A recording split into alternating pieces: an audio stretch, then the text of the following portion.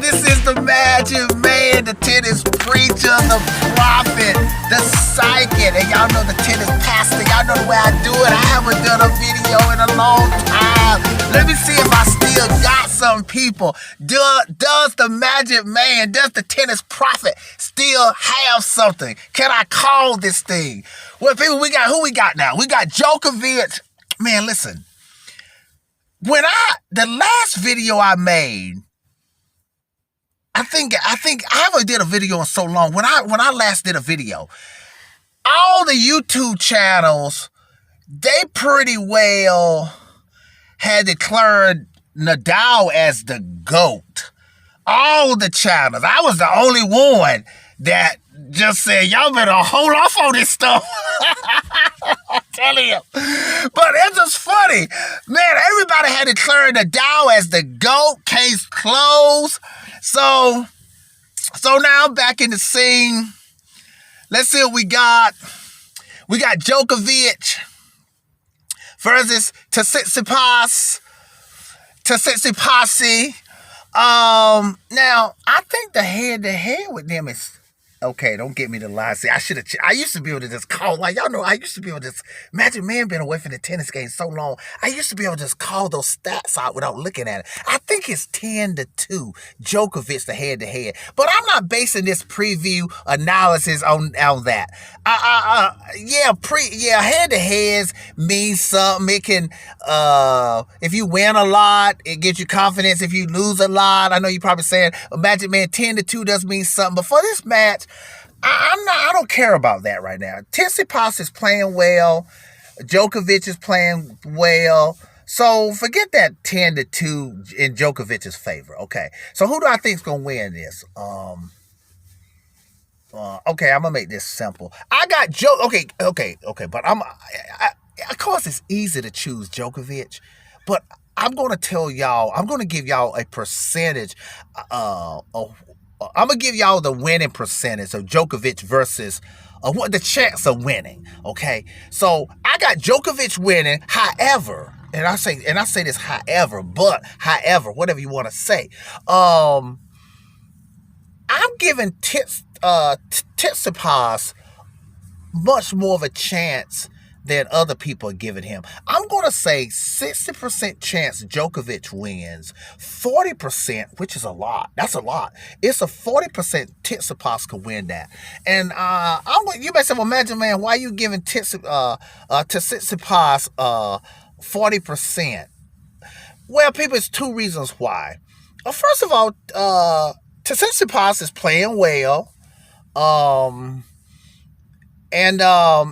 The main reason is this here, and I think I did some videos about this, and even Djokovic fans, they said I was right. I said Djokovic, not a lot now, because of course Djokovic doesn't lose a lot, but Djokovic has had these big moments where he's getting ready to break records. Now, he does end up breaking the record, but he don't break it as soon as he should break it. Like, for example, Djokovic has had, I call it letdown. And y'all know, I've done a video on this. Djokovic has had a few, not a lot, but a few letdowns in some big matches.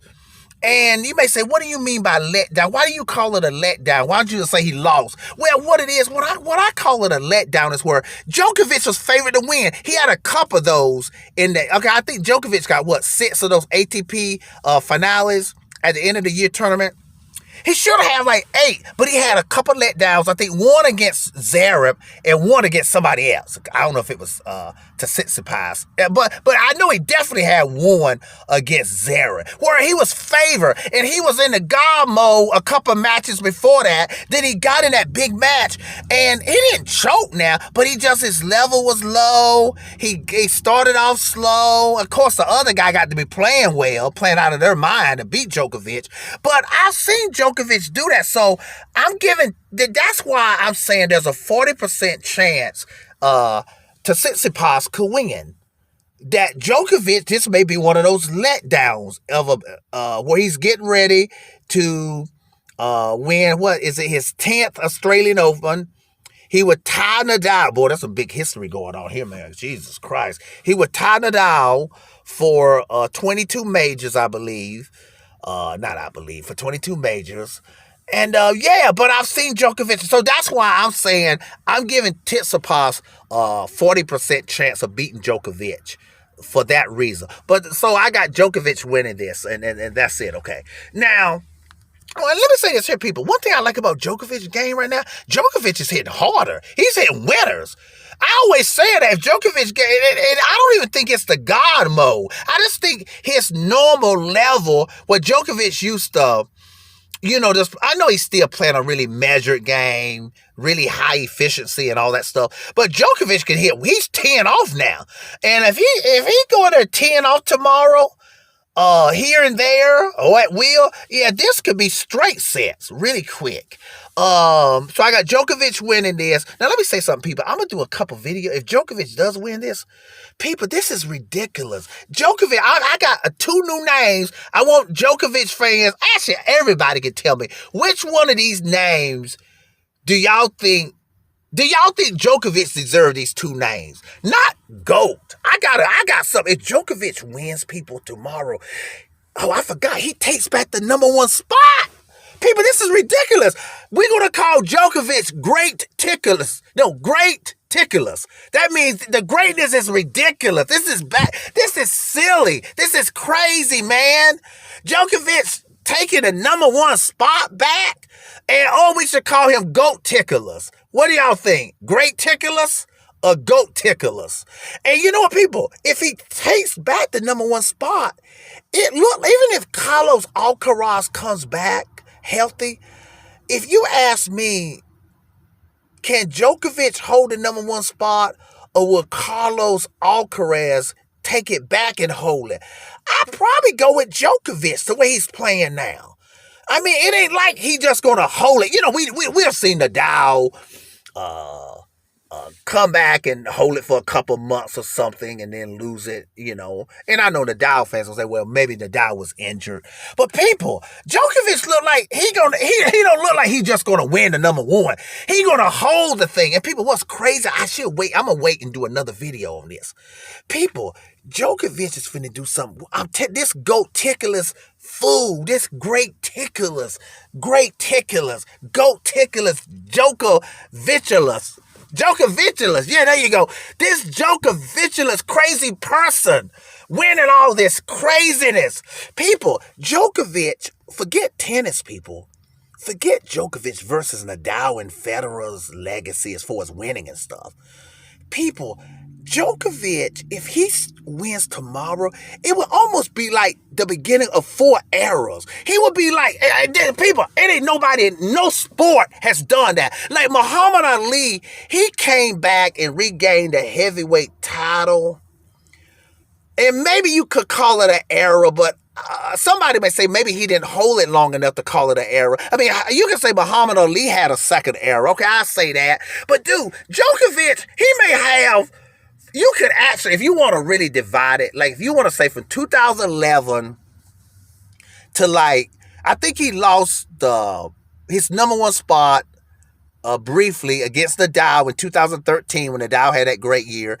Djokovic regained it. I'm speaking on top of my head, but let's say this is approximately right. He regained it 2014. So you can say, if you want to separate that, I'm just saying we call it #1 era. Then he regained the #1 title again. And then he had that great year 2015 and through 16. And then, Djokovic got injured 2017. He come back in in 2018, won a couple majors off injury. And then 2019, I think he regained the number one spot again. Third era. So see, the reason I didn't want to do this, man. I want to say this for the next video. I was going to call it Djokovic has created 4 eras. He got 4, not no one era. Like Federer got 1 era where he dominated for 5 years. Federer almost created 2 eras. Remember 2017, he in the resurgence, he won 2 majors. He probably would have won the US Open, but he got injured. Okay. And so that was like almost Federer, even Fed, he almost created 2 eras. Now somebody may say, well, see, the reason I'm saying this about the eras, people, let me just go ahead and finish the video since I already started this era stuff. People, listen, a lot of people maybe outside of tennis, even inside of tennis, you may say, well, Magic Man, that ain't no big deal. Well, it is a big deal, but not the way you say the Magic Man. Why you here hyping this too much? Well, people, I don't mean he just it's one thing to regain the number 1 spot 4 times.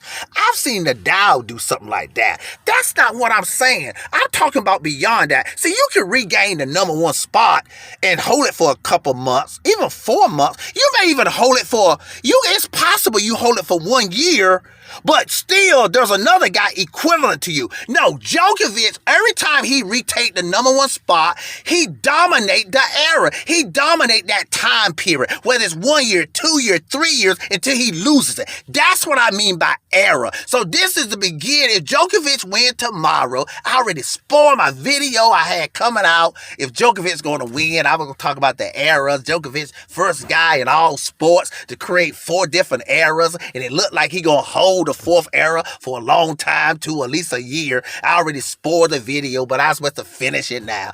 People, so I got Djokovic winning this. I finish this. If Djokovic wins, I finish this talking about this 4th era stuff. If you want to believe it, it's at least a 3rd era, at least 3. Now, if you don't want to, if you don't want to separate 2011 and say 2011 to 2015 is just 1 era, I'm good with that. I understand that. But I just said since he lost a spot.